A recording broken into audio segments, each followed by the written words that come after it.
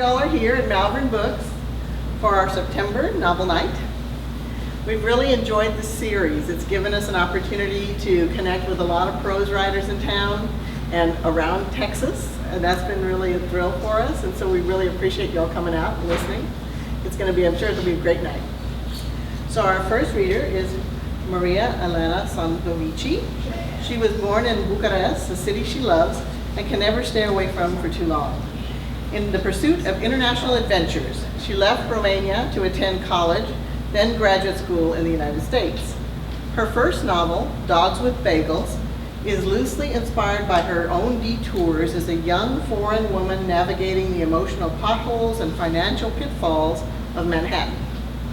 Her second novel, Stray Dogs and Lonely Beaches, addresses the need to flee from one's problems and seek new adventures in a remote corner of paradise.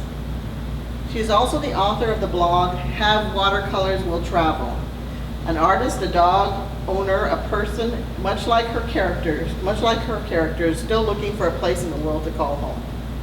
Having fled the pricey real estate and cruel winters of New York, she lives in Galveston, Texas, wears sandals in February, walks her dogs on sunny beaches, and travels frequently to Romania, Spain, and many other places, which all prompt the unavoidable question, should I maybe stay here for good? So please join me in welcoming Maria Elena.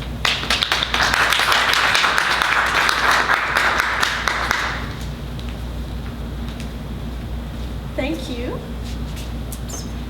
And well, thank you all for being here tonight. And I'm glad to be here too, and to be able to introduce you a little bit to my character in Stray Dogs and Lonely Beaches.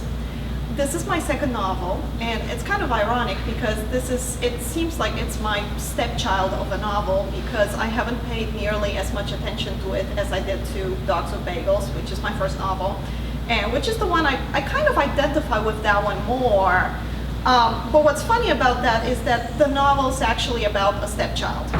So it actually starts off with this woman declaring that, you know, it kind of sucks to be a stepchild, and then I'm treating the poor novel as a stepchild. Anyway, what the novel is about this constant need to flee, which I don't know if you get this, but I have these things. Like, I have these fantasies, like, I've always wanted to quit things, like my job, or like when I was in school, I wanted to quit school, and, you know, I always want to quit in a dramatic fashion. I just want to leave, and I just want to, like, not tell anybody where I'm going, and sometimes I still consider just packing up my car and driving my dog to California just because it's there. I don't know. Anyway, so the only thing I ever really quit was obedience training for my dog. And we're both really badly behaved because of that. And I also quit yoga teacher training. And it was really cool to quit, but it wasn't really as cool as I thought it would. Like, like the liberation, you know, you get that feeling of liberation. You're like, I'm not doing this, I don't have to do this, bye. Okay, I didn't quit quite that rudely because the teacher was actually nice, but whatever. You know, you get the liberation, and then after you feel liberated because you've quit and you're running away and all that, well, then what? You know, and then you have to still kind of deal with yourself. So this is what the book is about. So anyway, here goes. 9 hours later, I'm wearing my New York coat in Paris. Or rather, I'm freezing in my coat in an indoor-outdoor train station of very sleek yet incomprehensible French design at Charles de Gaulle Airport, awaiting a fast train that will take me into Paris. I don't know how to buy my ticket. And I speak French, mind you. I punch the machine. I curse. I head back up the stairs to wherever this beautifully designed airport, seen of a YouTube video, might offer the warm comfort of a taxi. It's snowing in Paris. It's snowing, and I'm jet lagged, and I feel like crying because I drank too much Bordeaux on the flight, and now I'm parched. Because Paris is beautiful under a light dusting of snow. Because I never thought I'd get to see it. Because I'm looking for my mother, yet I know I don't have a mother. And because I'm in love with Javier, yet I know I'm not. The world seems big, chaotic, cruel, yet oddly beautiful. And in this strange world, the man of my dreams, the love I know I've always longed to find, seems so far removed, so unattainable, that his absence hurts like an icy dagger. The chill going through my bones is not the Paris winter, but fear. Not fear of the lonely sidewalk in front of another nice hotel I know I shouldn't charge to my credit card. Not fear of the financial abyss I'll eventually have to face, of another hotel room to be alone in, a room that hopefully nobody will trash. A deeper fear invades me, a fear I've always been carrying with me, a fear of being alone on a more profound and terminal level, not dying alone, but living alone, being alone, always. The fear that nobody will ever love me. And in light of that fear, I find that if what passed between Javier and me was indeed unreal, a figment of my imagination, a fairy tale I fooled myself into believing, well then I might as well not even be in Paris. It's not that magical a place after all. The world seems empty and cold, and unbearably devoid of anything that might ever bring me comfort. Yet even as I think these thoughts, I berate myself. I berate myself for being such a drama queen, and I berate myself for not snapping out of it, for not being stronger, more optimistic, and more grateful. At the end of the day, I'm alive. I'm safer than I was just yesterday, and I'm in Paris. It's snowing, and I'm still young enough to dig myself out of the mess I've made. Or am I? A voice, maybe Bob's, maybe Amalia's, or maybe even my own, keeps telling me I should have figured things out by now. I should have married, settled down, had children before it's too late. Oy vey. Another fear, another terrorizing thought, another heavy layer of doubt and grief and pressure. And torn between outrunning all my fears or cradling them to my body like long-lost lovers, I fall into my French sheets and into much-needed sleep. When I awake, sunshine caresses my Parisian windows. I wonder what time it is. I wonder if it's too late for a croissant pur beurre and a café au lait. I've always wanted to have a croissant pur beurre and a café au lait in Paris. But first, I know I have to make the phone call. Fuck. What a great way to ruin a jet-lagged morning in Paris. Fuck, fuck, fuck. Screw the phone call. I need a shower and my New York coat. I want the coffee shop and a French paper. The phone call, well, awkward conversations are better on a full stomach, aren't they? I wish I could say my first Parisian croissant was delicious, but I find it disappointingly generic. I muster up the courage to complain about it, politely and in French. I am told, politely and in French, that good croissants are usually to be found in boulangerie, not bars, and that for the freshest possible croissant experience, I have overslept. Point taken.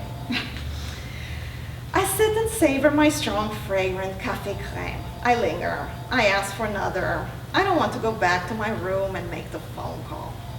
Emboldened by my second cup of coffee, I decide to allow myself a few hours, just a few hours, to stroll the streets of Paris. After all, I flew all the way here, and I've never seen this beautiful city, so what's the harm in allowing myself to savor a few moments as a tourist? Outside, it's cold. Just a little too cold for my taste, even in my New York coat. All I have underneath are different layers of yoga clothes. I'm in Paris, and I look a mess. Would it be so bad to duck into one of the little boutiques across the street? They look so chic. And I'm in Paris. I'm already in debt out to my eyeballs anyway. So is buying one little outfit really gonna kill me? What I find is that contrary to the warnings of many a New Yorker I know, Parisian shopkeepers are reasonably forthcoming. I acquire a gray top I love above all else I own.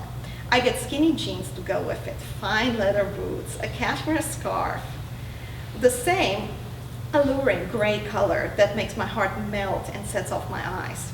I came here feeling like an ugly duckling, a jet-lagged ugly duckling with a broken heart and yoga clothes that are too bright and too flimsy. Then I enter the stores and they make me feel like Audrey Hepburn. It's as simple as that. I buy a charcoal gray dress, a sexy dress that is neither too snug nor too short. I buy cream leather pumps. I buy a new fragrance I've never heard of before. I have a delicious salad and the best crepe Suzette I've ever had in a little restaurant recommended by one of the shop girls. I feel like a Parisian with flair, charm, and lots of shopping bags. I drink bubbly, and then, just for a second, I see the reflection of a man in the window pane by my table. A tall, dark, handsome man. I feel like someone just punched me in the gut. I turn around and no, of course it's not him. It's not Javier lighting a cigarette on a Parisian sidewalk powdered with snow. Not Javier, who smiles at me briefly through the window as he walks away. But there is a trace of him in the stranger, a trace of him significant enough to plunge me into a deep pocket of sadness, to take me to a place inside myself where all the shopping and good food in the world cannot cheer me up. Fuck. I was having such a lovely day. I was having a lovely little adventure, running away from myself. The Paris version. So far, I like it better than the Cancun version. I've always had a soft spot for the French. I sigh. I ask for the check. I ask them to call me a cab. 10 minutes later, I'm in my hotel room, which conveniently nobody has trashed. I sit on the perfectly made-up bed, looking at walls that don't have the word whore written all over. I cradle in my hand the old-fashioned receiver of a Parisian phone whose cord nobody has cut. The dial tone reprimands me, an annoying reminder that here I am making the call. No more excuses, no more cop-outs. I cross myself for good measure, and then I dial. She picks up on the third ring. Bonica? It's Alina. Alina, little girl, what a surprise! I smile a bitter little smile to myself. She doesn't even know what surprise she's really in for. Does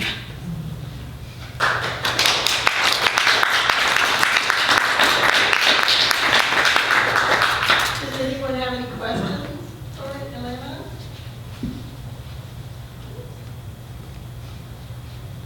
Okay, in that case, thank you very much. I think Donna has a question. I have one question. I've read the book, and I find that there's a lot of it seems more character-driven. Would you say that's a fair assessment? That it's primarily a character-driven? I mean, you've just told us a lot about Alina here. What would you say? Yeah, I mean, mostly it's really about the stuff she goes through internally and how she changes, how this trip changes her. She doesn't set out on the trip to be changed in any way. She just wants to run away, and she kind of wants to have a good time. And, she has to confront a lot of things about herself, a lot of her inner demons, and she figures in the end she can't run away. And then there are also some things she finds within herself that she doesn't want to run away from. So it is mostly about her and her development. There is a lot of action. I mean, well, you've read it, some pretty dramatic stuff happens. Some of it is scary. Some of it she kind of brings on herself. So it was kind of a weird book to write because I really didn't know where it was going. I really knew she needed to run away. And I knew a lot about Javier. But I didn't really know what was going to happen and where this was going. And there were times when I just did the thing where you kind of don't really sit down to write, but you're just like really just doing like a paragraph here and there. And sometimes, that game people play at parties where like somebody says a sentence and then somebody else continues the story.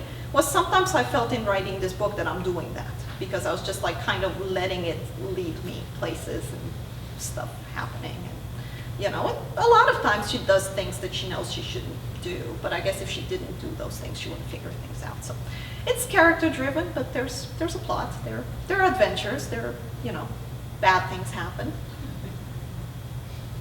Yes. Did you form a relationship with this character that grew over time so that she became very real to you? Yeah. Did she change you as she developed? I'm not sure she changed me. She was, in every character I write, there's some elements that are kind of me, but really it's like I kind of push it through the background. And the moment when I know I've done it and the character is not me is when the character begins to do things that I don't want it to do. Yeah, and she does a lot of stuff I don't want her to do. And, of course, at the beginning, it's all fun and games because she does all the stuff I want to do but don't dare to do. But then she kind of has a mind of her own. And you know how, like, you're reading a book and you sometimes want to shake the character? I want to shake my characters a lot. And the moment I want to do that, I know that they're being themselves and they're not being me. Like right now, this person is not acting the way I would act or the way I wish I would act in a, you know, a parallel version where I was, you know, bolder and had superpowers and, you know, they don't have superpowers. Not yet. Anyway, but the moment I'm like, oh, really? Did she say that? Did she do that? That's when I know she's being herself and she's real. Yeah, and she does a lot of, there's some readers, I even have, you know, really loyal readers and people who loved Dogs with Bagels, and the characters in that are not like, they're not good by any means. I mean, I have one of my favorite readers wrote a review and she said they're all despicable, and I loved it because they are. But there's one really loyal reader who loves Dogs with Bagels, and she was like, I hated Elena, I really hated her. And then there's another one who was like, well, I didn't really like her very much. I have fun with it, and I kind of get why she's that way, but she's weird. Yeah, so she's her own little weird person. Thank you, that's a cool question. Yes? Why did you select what you read? Was that the best part of your book? What would you? No. What second section would you have read?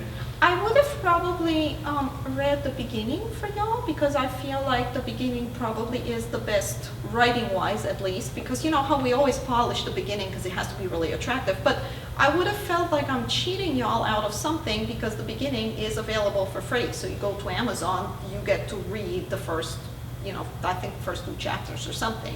So I'm like, I wanted to give you something else. I also wanted to give you something in the middle of the story. I wanted it to be intriguing but not give too much away. But then I also didn't want it to be so intriguing that it's really annoying to listen to it because you don't really get anything. So I felt like this was kind of self-contained enough. And I thought that her character shines through in it. And then I was actually reading it out loud today because I had a different scene in mind to read. I was reading out loud today, and I kind of like, you know, I found myself kind of chuckling at bits, and I was like, okay, I think I have fun reading this, and this is okay, you know? Yeah. I also picked a part that didn't have, well, parts where I thought, like, I'm really going to be nervous and I'm going to stutter and I'm not going to be able to say this in front of people. Yeah. Okay, thank you. Thank you.